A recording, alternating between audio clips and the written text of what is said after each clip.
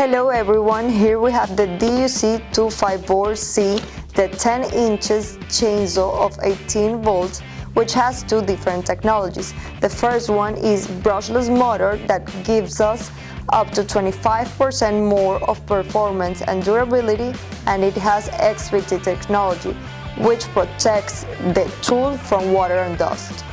In this box we're going to find a flyer, a manual, a tool bag, a wrench, the guide bar and the guide bar cover, the saw chain that we see here, and the tool.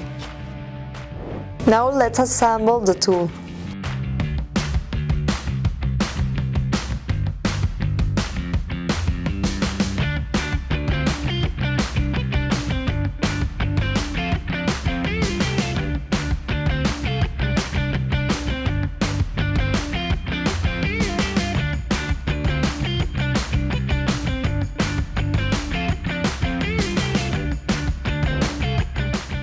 And this is how the tool looks like once assembled. This tool has here a brake in case the tool does a kickback to protect the user. And here we can find the oil tank to grease the chain.